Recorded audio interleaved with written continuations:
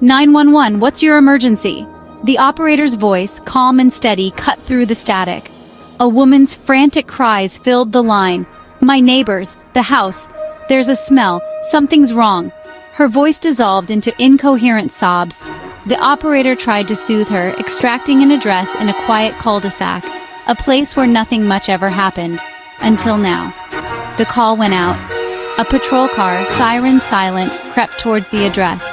It was 3 in the morning, the world cloaked in darkness, the silence broken only by the chirping of crickets. As the officers approached the house, a putrid odor assaulted their senses. It smelled like something had died inside. The officers exchanged a wary glance. This was no ordinary domestic disturbance. Something was terribly wrong. The house, a once charming bungalow, now stood as a testament to neglect. Paint peeled from its sides, windows were boarded up, and the yard was an overgrown jungle of weeds and discarded toys. The stench grew stronger as they neared the front porch, a mix of decay and something sickly sweet. One officer cautiously tried the doorknob. It was unlocked. Holding their breath, they pushed the door open, a creak echoing in the silence. The air inside was thick with dust and the overpowering odor, stinging their eyes and catching in their throats. It was almost impossible to breathe. Flashlights cut through the darkness, revealing a scene of utter squalor. The air was thick with flies buzzing over piles of garbage, dirty dishes, and what looked like human waste. The officers gagged, their eyes watering. This was no way for anyone to live, let alone a child. Their hearts pounded as they moved from room to room. Each one was worse than the last, the stench unbearable. Then, from a back room, a muffled whimper. Adrenaline surging, they rushed towards the sound, pushing aside a mountain of trash bags. And then they saw her. A tiny figure, no more than 2 years old, lay amidst the filth and squalor. She was emaciated, her skin covered in dirt and sores. Her eyes, wide with fear, stared up at them. Beside her lay a scattering of used needles. It was a miracle she was alive. They scooped her up gently, rushing out of the house and into the fresh air.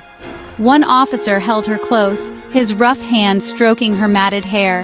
She was alive, but barely. This was Lily Thompson, and her nightmare was only just beginning.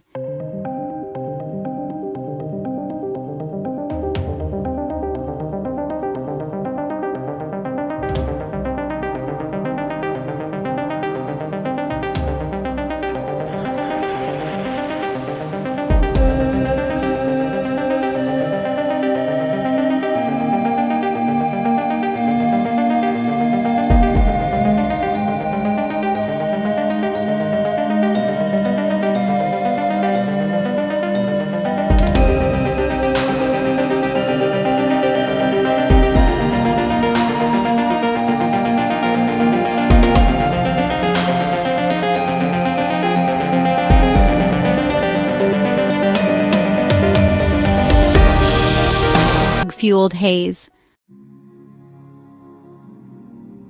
The manhunt for Mark and Lisa was short-lived. They were found 2 days later holed up in a seedy motel room miles away. Evidence of their addiction was everywhere. Needles, spoons, and small plastic bags littered the room.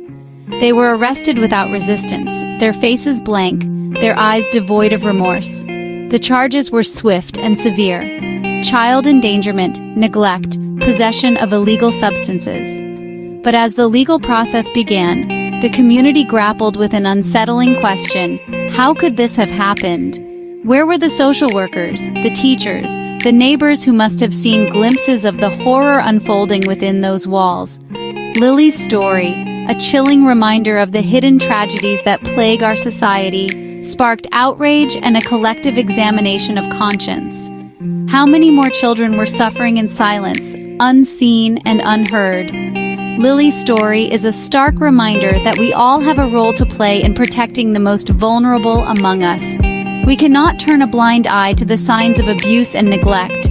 Our silence can be deafening, our inaction complicit. It is up to each of us to be vigilant, to speak up, and to ensure that no child suffers in silence.